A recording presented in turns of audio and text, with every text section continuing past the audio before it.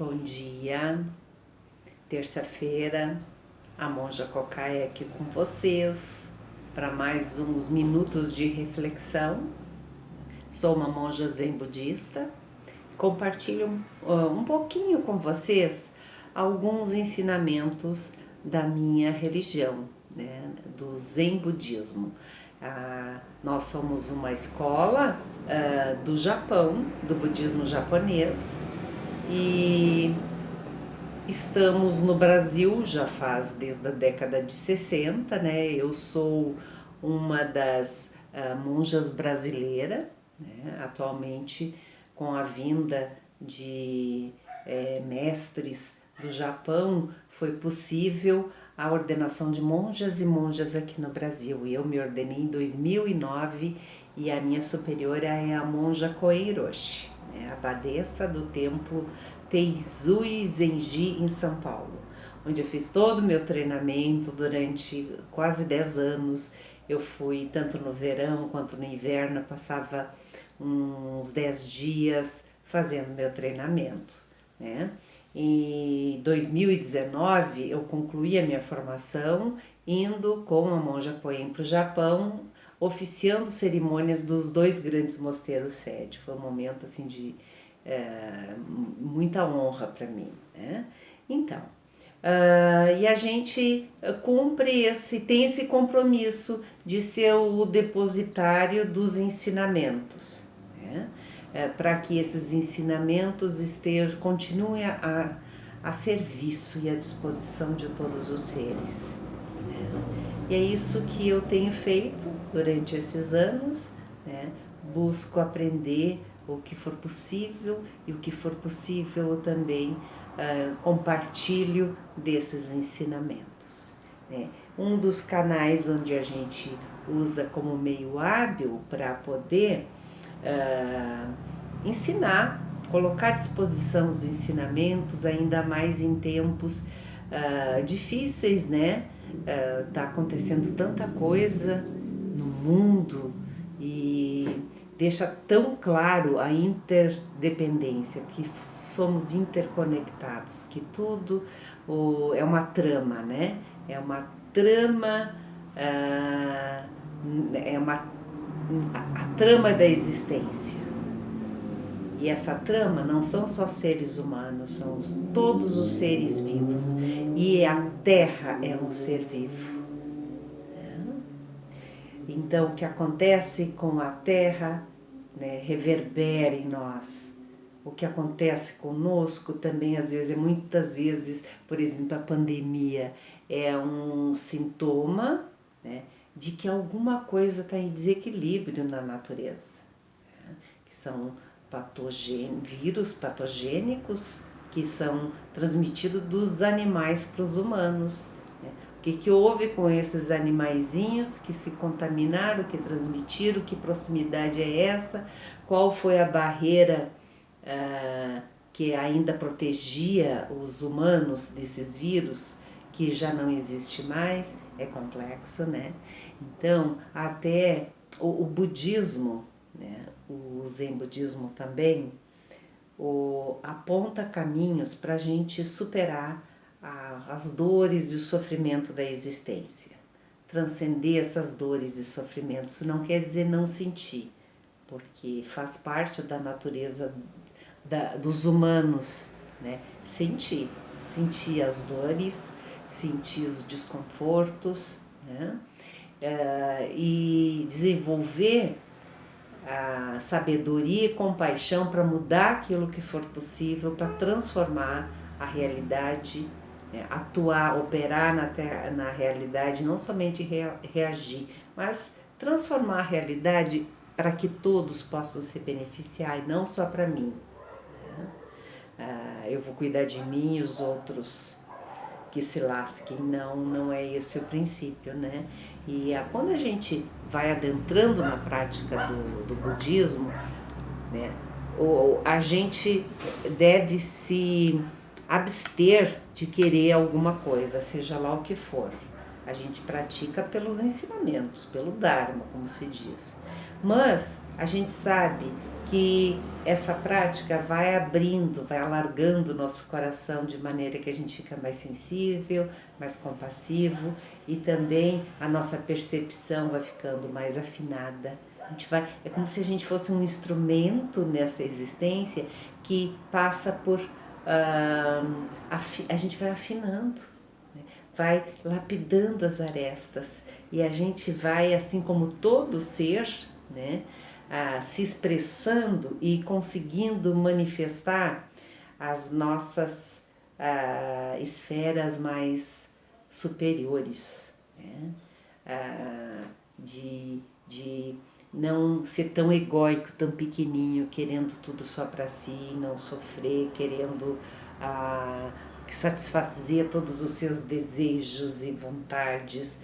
A gente vai ficando mais responsável, tendo respostas mais comprometidas e mais sábias. A gente vai ficando um ser mais sábio. Sabedoria e compaixão. E veja bem, sempre a gente diz, sempre houve sofrimento. Ok, sempre houve sofrimento, né?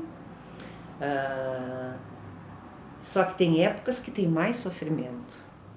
Ou talvez quando a gente vai abrindo, né, deixando a percepção e os sentidos mais sensíveis, a gente opere nessa existência mais ou menos como a Bodhisattva da compaixão, Kanzeon Bodhisattva, que ela se diz que ela escuta e enxerga os lamentos do mundo, é como se tivesse 1000 mãos, né, também alcançando, né, estendendo a mão para aliviar sofrimentos. Sempre houve então sofrimentos, mas não é todos que conseguem desenvolver tal sensibilidade de olhar e se deixar tocar por isso. Por isso que a gente diz assim que a gente sofre, né? Porque a única maneira da gente ascender, se fala tanto que budismo é iluminação, a única forma de ascender a iluminação, de ser um ser desperto e iluminado, é desenvolvendo todo o potencial da nossa humanidade.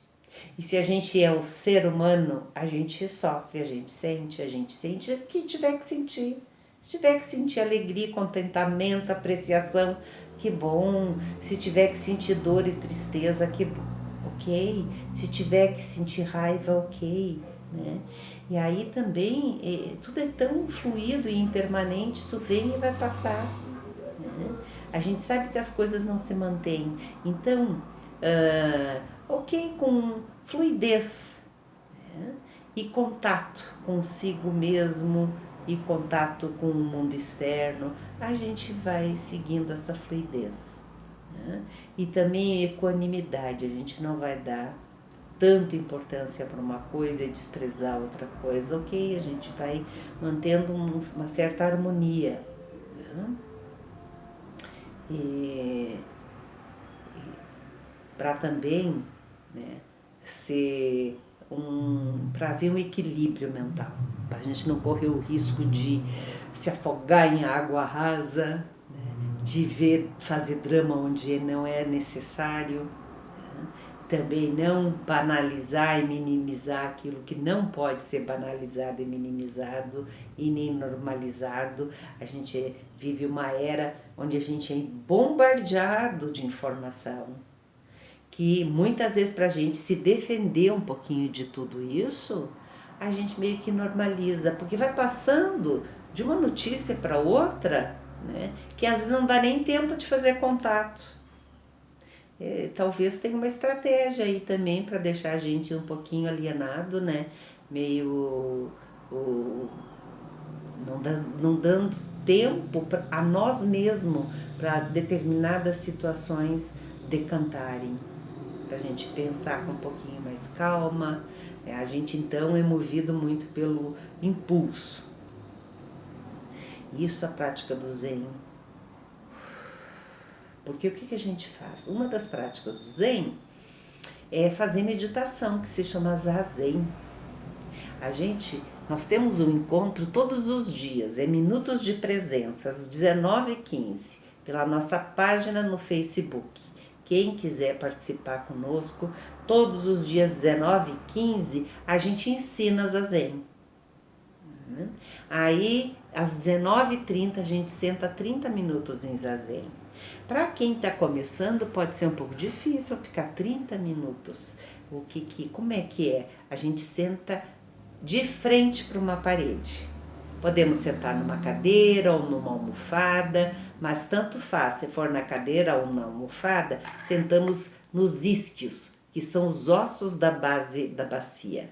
E aí a coluna fica ereta e o que facilita acomodar a coluna é projetar um pouquinho a pelve para trás, arrebitar tipo a bundinha de pato, sabe? E aí a coluna se acomoda, a gente faz um alongamento aqui na cervical, faz de conta que aqui do cocuruto sai um fiozinho que nos conecta com o universo. Porque toda vez que a gente, depois de um tempinho, a gente pode dar uma afundadinha e o fiozinho fazer tuque-tuque, ele vai nos puxar e nos realinhar, nos colocar no prumo. É isso que a gente aprende no Zen, é nos colocar no prumo. Porque é tanta distração, a gente às vezes liga o piloto automático, e que bom que a gente tem esse piloto automático, porque vai em voo cruzeiro, né? Mas aí às vezes a gente sai do prumo, a sacada, né? O pulo do gato é que a gente percebe e se reapruma. Né? Então o fiozinho no Zazen serve para isso, é nos realinhar. Aí o nariz vai ficar alinhado com o umbigo, as orelhas vão ficar alinhadas com o ombro. E aí a gente vai por último fazer mudra cósmico, que é a mão esquerda sobre a mão direita. Os polegares vão se tocar suavemente, no colo das mãos vai se formar um mudra. Mudra, esse é o mudra, vai se formar uma elipse. É como se a gente desse colo para o cosmos inteiro. Lembra que eu falei dessa trama da existência? Não é nem só a Terra, é o cosmos inteiro. Porque imagina, eu não entendo nada de astronomia, de física, mas quando eu paro para pensar, eu acho que essa é a maravilha, esse é o mistério, como que tudo fica tão suspenso nesse universo e tudo então em harmonia, né? A gente fala às vezes, se vê um meteoro, porque já houve um desajuste no universo, né? A Índia tem essa coisa da mitologia, da astrologia, tudo é da direita para a esquerda, tudo é no sentido do relógio, porque diziam eles, os antigos, há mais de 5.000 anos atrás, que mudar a ordem é mudar a ordem do universo. É fazer baguncinha, né? Então quando a gente vai sentar em Zazen, um do lado do outro, às vezes numa sala de meditação, tem mais pessoas, né? A gente orienta, né? Você senta de costas na almofada e gira o corpo junto com a almofada da esquerda para a direita, né? No sentido do relógio. Né? Imagina se um vai para um lado, outro vai para outro, vai aquela história, ficam batendo cabeça, né? E a mesma coisa quando vai levantar. Aí, de novo, gira no sentido do relógio. Você tá de frente, gira até meia volta, até de ficar de frente para o centro da sala. Bonitinho, né? É isso que é meditação. A gente fica ali, ó. Os polegares vão ficar alinhados com o umbigo e os cotovelos afastados para deixar o diafragma, deixa a caixa torácica livre para esse movimento de inspira, expira, junto com o universo. E aí a gente respira no aqui e agora. Não temos como respirar nem no futuro, nem no passado. E é para esses lugarzinhos que a nossa mente vai, né? De vez em quando vai lá pro futuro, cria historinha, porque a gente não sabe, né, o que vai ser, ou fica lá revisitando memórias. Também a gente se dá conta, não é só uma reeducação, um realinhamento postural, é também respiratório e também mental. A gente respira e retorna pro aqui e agora, nesse supremo instante. Isso vai dá mais leveza e serenidade para atravessar o oceano da existência. Até a semana que vem.